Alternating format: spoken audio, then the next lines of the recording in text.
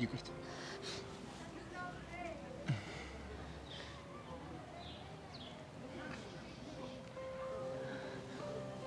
ደህና ነሽ አይደል? ደህና አይደለሁም። በጭንቀት ልፈነዳ ነው። እሺ መሲ ነገረችሽ? አዎ ነግራኛለች። አየኬላ ለዚህ ነበር አንገናኝ ስልክ የነበረው። መገናኘታችን ሪስክ ሊኖረው እንደሚችል ገምቼ ነበር። ግን ደግሞ ህልም ተፈርቶ ሳይተኛ የታደረም አይደለም ይባላል። ቆይ ጆኒን አግኝተሽው ነበር? አዎ። እና ምን አልሽ? ኤላን አግኝተሽው ታውቂያለሽ ወይ ብሎ ጠየቀኝ። እና ምን አልሽው? አግኝቼው አላውቅም ብዬ ዋሸሁት። ጥሩ አደረግሽ። እኔም እንደዛ ነበር ያልኩት። ግን እኮ እንደተገናኘን ባይኑ ነው ያየው። ቆይ በሰዓቱ እንዴት ሊረጋጋ ቻለ? እኔ እንጃ። ግን ደግሞ ሁለት ነገር ነው ሊሆን የሚችለው። ምንና ምን? አንደኛው አለም ዋሽታናለች፣ እሷ አላየንም። ለምን ብላ ትዋሸናለች? የእሷ ማየተኛ ላይ ለውጥ ሊፈጠር ስለማይችል ያው ጆኒን አይቷቸዋል በሚል ሰበብ እሱን ፈርተን እኔና አንቺ እንዳንገናኝ ለማድረግ ይሆናል። ሁለተኛውስ? ሊያረጋጉ የሚችል ሰው ካጠገቡ ነበረ ማለት ነው። ግን ሁለቱም መላምቶች አሳማኝ ናቸው። እሺ ምን እናደርግ? ምንም፣ የሚፈጠረውን እንጠብቃለን። የጆኒ ዝምታ ግን በጣም ያስፈራል። ልክ ነሽ። ዝም ያለ ሰው ምን እያሰበ እንዳለ ስለማይታወቅ በጣም ነው የሚጨንቀው። ኢላ አንተ ግን ተጠንቀቅሽ። እሺ ተጠንቀቃለሁ። ስላሰብሽልኝ ደግሞ አመሰግናለሁ። በቃ አሁን ሌላ ሰው እንደ እጅህን ይኸው ማየት ትችላለህ። ምስክር ነው። ለነገሩ አሁን በደንብ ተሽሏል። ይኸውልህ አንዳንዴ ትግል ውስጥ ማሸነፍም መሸነፍም ያለ ነገር ነው። ግን ደግሞ ሳይፋለሙ ሆነ ሳያሸንፉ አሸነፍኩኝ ብሎ ማስወራት የወንድነት ተግባር አይደለም። ለሱም ቢሆን ዝግጁ ነኝ ብለህ የምታስብ ከሆነ በማንኛውም ሰዓትና በማንኛውም ጊዜ መገናኘት እንችላለን። አሪፍ ሞራል ነው ያለ። ለማንኛውም አሁን ወደ መጣበት ጉዳይ ገባ። ሰብለን አግኝተህ ታውቃለህ እንዴ? ለምን ጠየቀኝ? ያው ቃልህን እንዳከበርክና እንዳላከበርክ ለማወቅ ነው። ምን ነው ውስጥ ላይ ጥርጣሬ አለ እንዴ? ኤላ ሰብልዬን ይወስድብኛል ብለህ እየፈራ ነው መሰለኝ። እሱን ከማሰብ በፊት የሬሳ ሳጥንን መግዛትን እርግጠኛው ነው። ቆይ ግን ሳትገጥመኝ ካንተ ማነሴን እንዴት እርግጠኛ ልትሆን ቻልክ? ብዙ ጊዜ እንዳንተ አይነት ጉረኛ አጋጥሞኝ ስለሚያውቅ። ምናልባት እስካሁን ደህናው እንዳላጋጠመ ይሆናል። ወንድ ነኝ ብለህ የምታስብ ከሆነ ፊት ለፊት አጥቀኝ። ውስጥ ለውስጥ የተደባበቁ ማጥቃት ወንድነት አይደለም። አሁን ወደ መጣህበት ጉዳይ ግባና ብቻዬን ተወኝ። መልካም። ስምምነታችን እንዳላፈረስክ ተስፋ አድርጋለሁ። ነገርኩህ እኮ ነገር መደጋገም አይመቸኝም። ሰብለን አግኝተህ ታውቃለህ ወይ ብዬ ስጠይቅ ምንም አላልከኝም። በቀጥታ መልስልኝ። አግኝቻት አላውቅም። አሁን ተመለሰልህ? መልካም፣ ጥሩ አድርገሃል። አጠገቧ ብትደርስ ግን የማትወጣበት ችግር ውስጥ ነው የምትገባው። አሁንስ ምን እንደሰለችኝ ታውቃለህ? ምንድን ነው የሰለችኝ? ያንተ ማስፈራሪያና ዛቻ። አሁን የምጠይቅሽ ነገር አንድ ነገር ሳትደብቂ እንድመልሽልኝ እፈልጋለሁ። እንጂ ካንተ ምን ደብቅ ያውቃለሁ? እያዋሸሽኝ ከሆነ ግን የመጨረሻችን። ፍቅር ምንድነው የተፈጠረው? ግራ እያጋባኸኝ ነው። ቆይ እኔን ጠርጥረሽኝ ታውቂያለሽ? አረ በፍጹም። ከሰብለ ጋር ስትይኝ ለምሮ እንደዚህ ሆንሽ? ባንተ ሳይሆን እሷ እየተፈታተነችክ እንደሆነ ስላወቅኩኝ ነው እንደዛ የተናገርኳት። ምን ነው ስለተናገርኳት ደበረክ? የደበረኝ ሄደሽ ለጆኒ ስለነገርሽው ነው። እንዴት በእኔና በሱ መሀል ያለውን ነገር እያወቅሽ እንደዚህ ታደርጊያለሽ? ማን ነው እሱ? ነው እንደዛ ያለክ? ማንነስ ቢነግረኝ ምን ልወጣለሁ? ዋናው አንቺ ሄደሽ መረጃውን ለጠላት የማቃበልሽ ነው። ለኔም እኮ እሱ ነው አብራችሁ እንደነበራችሁ የነገረኝ። እንዴት? ማን ነግሩት? አላውቅም። ራሱ አይቷችሁ ይሆናል። ጆኒ ራሱ አይቶኝ ቢሆን ኖሮ ራሱ መጥቶ ለመጣላት ይሞክር ነበር እንጂ እየሄደ እንደዚህ ላንቺ ወሬ አያቃጥርም። ታዲያ ማን ሊሆን ይችላል? አላውቅም፣ ግን በሱ ግልፍተኝነት እንደዛ አይቶኝ ዝም ሊል አይችልም። ምናልባት አንድ ሰው ካጠገቡ ነበረ ማለት ነው ሊያረጋጋው የሚችል። እውነቱን ንገሪኝ ካልከኝ እኔም አብራችሁ ሳያችሁ በጣም ነበር ይደበረኝ። እሷ ልትቀርበህ ትፈልጋለች፣ አንተ ደግሞ ድሉን እየሰጣሃት ነው። እንደምወድሽ ትጠራጠሪያለሽ? ኤላዬ እንደሱ ያልከኝ ከልብ ቢሆን ምንኛ ደስ ባለኝ። ግን አንተ እኔን የምትፈልገኝ ሰብለን ለማጥመድ ብቻ ነው። መልሽልኝ እንጂ። ምን ነበር ያልከኝ? እንደምወድሽ ትጠራጠሪያለሽ ወይ? እሱንማ አልጠራጠርም። እሱን ማወቅሽ በቂ ነው። እኔ አንቺን እስከወደድኩሽ ድረስ ማንም መጣ ሄደ በመሃላችን ምንም አይነት ነገር አይፈጠርምሽ። ስለምወድህ እኮ ነው እንደዚህ የሚሰማኝ። ላጣህ አልፈልግም። እንዳታጭኝ ከፈለግሽ የሰው ወሬ መስማት የለብሽም። ባንተ ጉዳይ ማንንም አልሰማም። ሌላው ደግሞ ጆኒ እያሰበ ያለውንና እያንዳንዱን እንቅስቃሴውን እንድታሳውቂኝ እፈልጋለሁ። ሁሌም ከጎንህ ነኝ። ያውሻ ግን ሲያወራኝ እንዴት ምንም ንዴት አላየሁበትም። እርግጠኛ ነኝ የሆነ ነገር አስቧል ማለት ነው። እኔን ሲያገኘኝ ግን በጣም ተናዶ ነበር። እኔን ሲያገኘኝ ደግሞ በጣም ቅስቅሱ ነበር። በቃ ይላል። አሁን ተረጋጋሽ።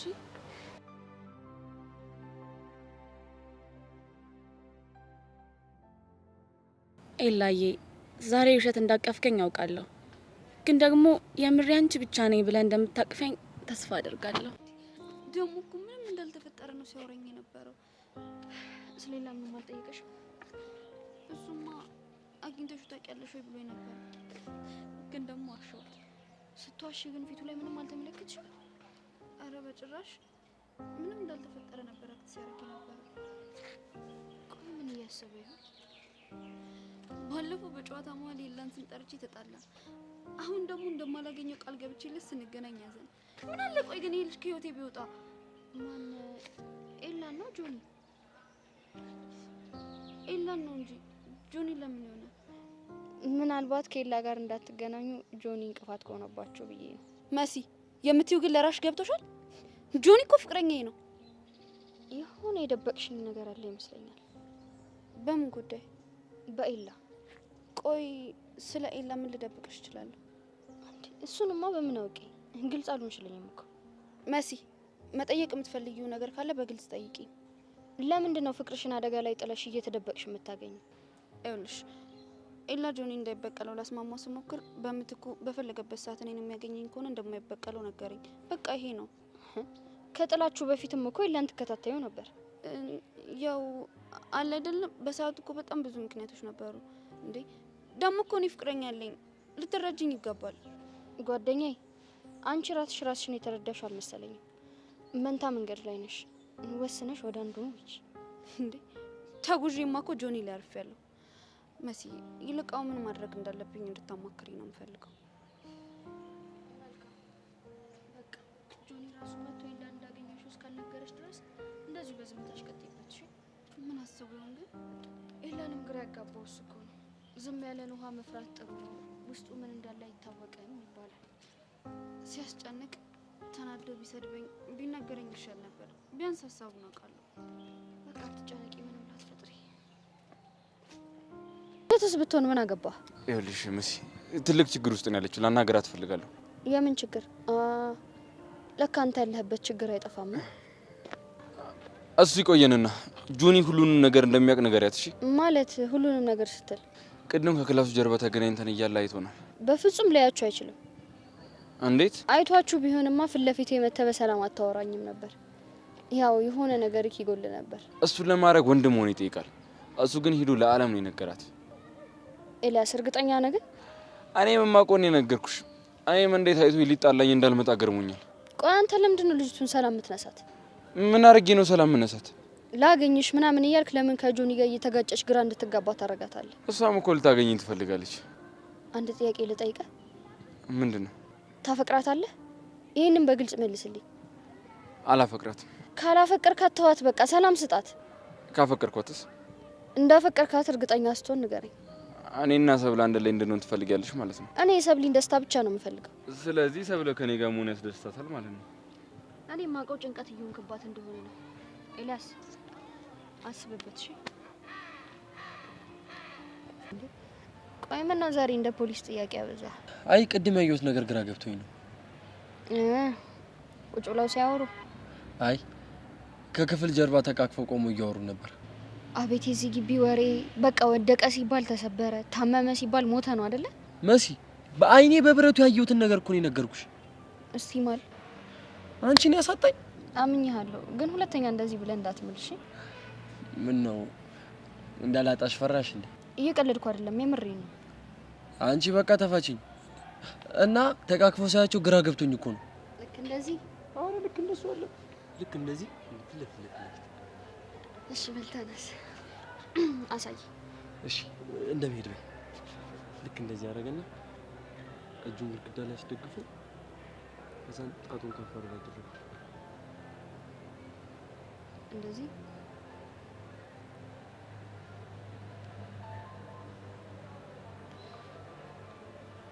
ከዛ እሷ በድንጋጤ ሆና በፍቅር አይን ያየችው አይደል? ቆይ መሲ እንዴት አወቅሽኝ ነገር? ቀላል እኮ ነው። ማንኛውም ሴት የምትወደው ወንድ ደረት ላይ ስተኛ እንደዛ ነው ልትለው የምትችለው። እና አንቺ ለምንድን ነው እንደዚህ የምታይኝ? ስለምወድ ከማንም በላይ አብልጬ ስለማፈቅርህ ነው። አንተ ግን አይገባህም እንጂ። አትናገሪም እንዴ? አንተ ለምንድን ነቀፍከኝ እንዴ? ኤላ እንዴት እንዳቀፋት እያሳየሁሽ ነው።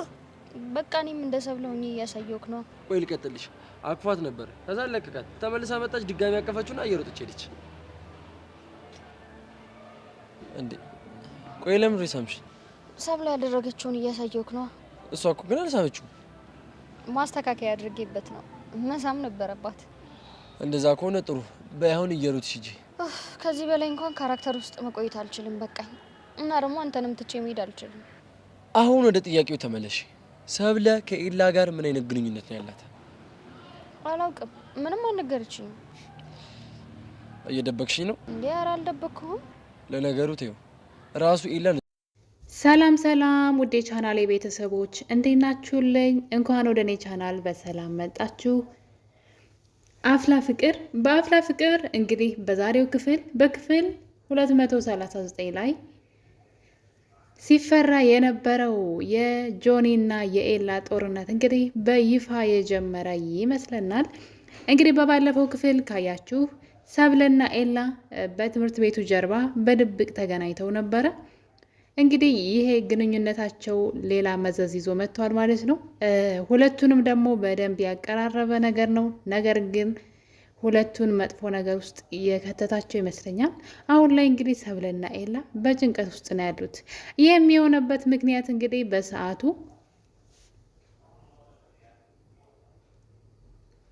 ጆኒ አይቷቸው ነበረ። መጀመሪያ ካሌብ ነው ያያቸው። በእርግጥ ካሌብ እየተከታተለ ስለነበረ ያው እዚህ ቀደም ሰብለ በጥፊ መታው ስለነበረ እሷን መበቀል ይፈልጋል።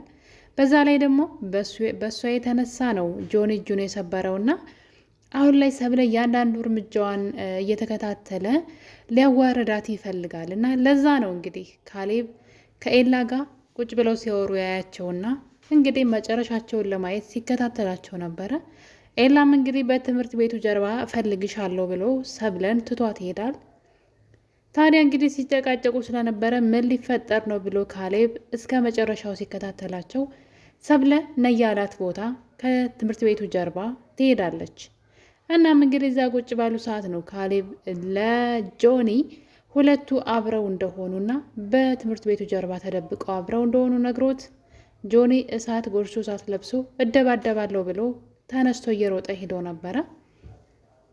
እና እንግዲህ ካሌብ አንድ ምክር መከረው። ትምህርት ቤት ውስጥ ነው ያለው፣ ምንም ማድረግ አችልም፣ ነገር ግን አንድ ነገር ማድረግ እንችላለን ብሎ እንዳትክደን ፎቶ እናንሳት ወይም ደግሞ ቪዲዮ ምናምን ብቻ ቪዲዮ ቀርጸዋታል። እንግዲህ ቀጣይ እቅዳችን የሚሆነው ፊት ለፊት ሄዶ መጋፈጥ አይደለም ብለው እንግዲህ ምንድን ነው ያደረጉት? ለጊዜው እንዲለያዩ አለም ሄዳ እንድትለያያቸው ነው ያደረጉት፣ ለጊዜው ማለት ነው። እና እንግዲህ ሲትለያያቸው አንድ ነገር ተስማምተዋል ማለት ነው። አለም ጆኒ እንደነገራ ሳትናገር ጀስት እሷ እንዳየቻቸው አስመስላ ሄዳ ሰብለ እንድትናገራት እና ከዚህ በኋላ ከኤላ አጠገብ ግን ከደረሰች ያንን ሚስጥር ለጆኒ እንደምትነግረው አይነት ስምምነት ነበር የተስማሙት። ታዲያ እንግዲህ ጆኒ ይህን ነገር እንዳላወቀ መስሎ ማስመሰልን ቀጥሎ ነበረ። አለምም ሂዳ እንግዲህ ሰብለን መጥፎ ቃላቶች ስትናገራት ነበረ። በጣም የሚያስጠላ ቃላቶችን ስትናገር ያው ኤላ ዝም ብለዋል። ምንም አይነት ታይ እንደዚህ አትናገሪ ማለትም አልፈለገም። ለምን እንደሆነ አላወቅኩኝም። በእርግጥ አለም እንድትቀየም አይፈልግም።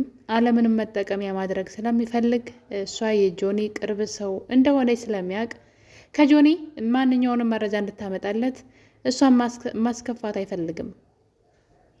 እና በመጨረሻም እንግዲህ ሰብለም ይቅርታ ጠይቃ ከቦታው ሄዳ ነበረ። ነገር ግን አለም አንድ ነገር ብላታለች። ዛሬ እንግዲህ የምልሽን እሺ የምትይበት ጊዜ ነው። ድጋሜ ከኤላ አጠገብ እንደማደርሽ ቃል ግቢ፣ ያለዛ ያየሁትን ለጆኒ ነግረዋለሁ የሚል ማስፈራሪያ እንግዲህ ሰብለን በቁጥጥሯ ስር ለማድረግ ስትሞክር እያየናት ነበረ። ምክንያቱም ይሄ እቅድ እንግዲህ የራሱ የጆኒም ነው። ከመናደድና ሄዶ ፊት ለፊት ከመግጠም ይልቅ ሌላ ዘዴ እንዘይድ ብሎ እንግዲህ ካሌብ ያመጣው ዘዴ ይሄ ነው። ጆኒ ነገሮችን እንዳላወቀ መስሎ ዝም ማለትን፣ ነገር ግን ደግሞ ይህን ነገር አለም እንድትጠቀምበት ላንቺም ለእኔም ጥቅም አለው ብሎ እንግዲህ ጆኒ ይልካታል። ታዲያ እንደምታውቁት እንግዲህ ኤላ አደገኛ ሰው ነው። ሰዎችን እንዴት ማውጣጣት እንደሚችልና ሰዎች ምን እያሰቡ እንደሆነ ለማወቅ ሰከንድ አይጨርስበትም፣ እንዴት አድርጎ እንደሚያወጣጣቸው። በመጨረሻም እንግዲህ ነገር በዚህ እያለ ጆኒ ሰብለ ጋ ይሄድና ኤላን ሰሞኑን አግኝተሽው ነበረው የሚል ጥያቄ ነው የጠየቃት። እሷም ኧረ ለምን አገኘዋለሁ ምን ሊሰራልኝ በማለት እንግዲህ ጆኒን ስትዋሸው እያየን ነው። ታዲያ በዚህ አላበቃም። በድጋሚ እንግዲህ ወደ ኤላ ጆኒ ሄድና ሰብለን አግኝተሃት ነበረ ወይ ሰሞኑን እየተገናኛችሁ ነው እንዴ ብሎ ይጠይቀዋል። ታዲያ ጆኒም ኤላም እንግዲህ ምን ነው ይቀማኛን ብለህ ፈራህ እንዴ በማለት እንዳልተገናኙ ነግሮት ነበረ። እንግዲህ ጆኒ እያወቀ ነው፣ በአይኑ በብረቱ ያየውን ነገር ነው እንደዚህ እያደረገ ያለው። ነገር ግን ነገሮችን አባሳቸው እንጂ አላስተካከለውም። የእሱ እንደዚህ መሆን ኤላና ሰብለ እንደውም ጭራሽ ፍቅር ውስጥ እንዲገቡና በድብቅ እንዲገናኙ እያደረጋቸው ይገኛል። ይህ ሁሉ እሳት ተለኩሶ እንደውም የነሱ ፍቅር በፊት ጭቅጭቅ ነበረ። አሁን ላይ ስታይሉን ቀይሯል፣ ወይም ደግሞ መልኩን ቀይሮ እንግዲህ ሙሉ ለሙሉ ወደ ፍቅር የገቡ ወይም ደግሞ እንዳይገናኙ ሰዎች ስለከለከሏቸው በድብቅ መገናኘታቸው፣ የድብቅ ፍቅር ያው እንደምታውቁት በጣም ነው ደስ የሚለው። ስለዚህ እነሱ በድብቅ ፍቅርን ጀምረውታል። ይህ ሁሉ ነገር እንዲሆን ያደረጉት ደግሞ ራሱ ጆኒ ነው መንገድ የከፈተላቸው፣ እንዳላወቀ እያስመሰለ ማለት ነው። ነገር ግን ኤላ ነገሮችን ማውጣጣት ወይም ደግሞ ማጣራት ይጀምራል። እሱም እንግዲህ አለም ጋር ነው የሄደው። አለም እንደምታውቁት ያው የተጠቀመባት ነው እና አለምን አንድ ጥያቄ ጠይቃታል። እንዴት በእኔና በጆኒ መካከል ያለውን ጸብ እያወቅሽ ሰብለ እኔ ጋር እንደነበረች እንዴት ሄደሽ ትነግሪዋለሽ ብሎ ነበር የተናገራት። በእርግጥ ጆኒ ማንም ነገረኝ አላለም። ጥያቄ ብቻ ነው የጠየቀው። ተገናኝታችሁ ነበር ወይ የሚል ጥያቄ ስለጠየቀው ምናልባት ይህን ነገር ያውቅ ይሆን እንዴ ብሎ ኤላ ሆን ብሎ ነው አለምን ለማውጣጣት የሞከረው እንጂ ምንም አይነት መረጃ አልነበረውም። ጆኒ እንዳያቸው ኤላንና ሰብለን። ታዲያ አለም እንግዲህ ጆኒ እሷ ነገረችኝ ያለ ስለመሰላት የጆኒ ሚስጥር አውጥታለች። ራሱ ጆኒ ነው የነገረኝ ራሱን ያያችሁ ብላ እንግዲህ ሚስጥሩን አውጥታለች። እሱ ብዙ ጊዜ ሊጫወትበት ወይም ደግሞ ይህንን ነገር ተጠቅሞ ሁለቱን ለማራራቅ ሊጠቀምበት የነበረውን ዘዴ ባንዴ ኤላ አውቆታል ማለት ነው። ታዲያ እንግዲህ አለም እኔ አላልኩም እሱ ራሱ ነው አብራችሁ እንደሆናችሁም የነገረ ለእኔ በማለት እንግዲህ ነገሩን አውጥተዋለች። ሚስጥር የሆነውን ወይም ደግሞ እነሱን ለማስፈራሪያነት ሊጠቀሙበት የነበረውን ዘዴ አለም ለኤላ ነግረዋለች። ይህም እንግዲህ የኤላ አንዱ ብልጠቱና ነገሮችን እንዴት ማውጣጣት እንደሚችል ያለው ክህሎቱ ነው። ታዲያ እንግዲህ አለም ሁሉንም ነገር ተናግራለች። በዚህ አልበቃውም። ኤላ ከኔ ጋር መሆን የምትፈልጊ ከሆነ ስለ ጆኒ እያንዳንዱ ነገር ለእኔ እንድነግር ይፈልጋለሁ። ጆኒን በደንብ ተቀርቢውና የሚያስበውን የሚያደርገውን ነገር ለእኔ እንድትነግርኝ ይፈልጋለሁ ብለዋል። አለም ግን ኤላ እንደማይወዳት ታውቃለች። የሚያደርገው ነገር ሁሉ እሷን ተረማምዶ ሰብለን ማግኘት እንደሆነ እቅዱ በደንብ ገብቷታል። እሷም የዋዛ አይደለችም። ታዲያ እንግዲህ እንደሚወዳትና እንደመወድሽ ካወቅሽ በቂ ነው፣ ሰዎች ምንም ቢሉ አትስሚ እያላት ነበረ። ነገር ግን አለም ይሄ ነገር እውነት ቢሆን ደስ ይለኝ ነበረ ኤላ እባክህ እያለች ትገኛለች። እንግዲህ በውስጧ ማለት ነው። አንድ ቀን በመላመድ ይወደኛል ብላ ነው እንጂ ኤላ አሁን ላይ እያስመሰለና ሊጠቀምባት እንደሆነ አለም ራሱ ታውቃለች። ታዲያ እንግዲህ ጆኒ ከዚህ በኋላ አለም ከጆኒ ጎን እንድትሆንና ጆኒ የሚያደርገውን ነገር ሁሉ እንድትነግረው ኤላ አስጠንቅቋታል። በሌላ በኩል ደግሞ ጆኒ ከዚህ በኋላ አብረን መንሰራት አለብን፣ ሁለቱን ለመለያየት የሆነ ስራ መስራት አለብን እያለ ይገኛል። ታዲያ ይህ ነገር በዚህ እያለ ነው እንግዲህ ሰብለና ኤላ ይህን ወሬ ኤላ ካጣራ በኋላ እውነቱን ሲያውቅ ቀጥታ ሰብለ ለማግኘት ሲሄድ እንግዲህ መሲን አግኝቷት ነበረ። መሲ ልጅቷን እንዲተዋት ብትጠይቀውም ነገር ግን ኤላ እሷን አትፈልጋ የምትመጣው እኔ ባልፈልጋትም እሷ ትፈልገኛለች። ስለዚህ ምንድን ነው በዛ ላይ ደግሞ ሲጠየቅ እንግዲህ አላፈቅራትም እያለ ሽምጥጥ ያደርጋል። ድብን ያለ ፍቅር ይዞት እልህ ነው እንጂ ፍቅር አልያዘኝም እያለ ይገኛል።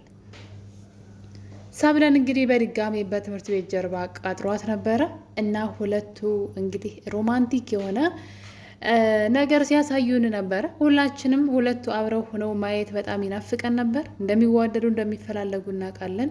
ነገር ግን ሁለቱም እልህ ይዟቸው እና ደግሞ ዙሪያውን ጥላት ስላለባቸው መገናኘት አልቻሉም። በአሁኑ ግን እንግዲህ ኤላ ሮማንቲክ የሆነ ነገር ሰብለ ላይ ሲያሳይ እያየኑ ነው። ሰብለም እንግዲህ ደረቱ ላይ ተለጥፋ ፍቅር ፍቅር ስትጫወት እያየናት ነው።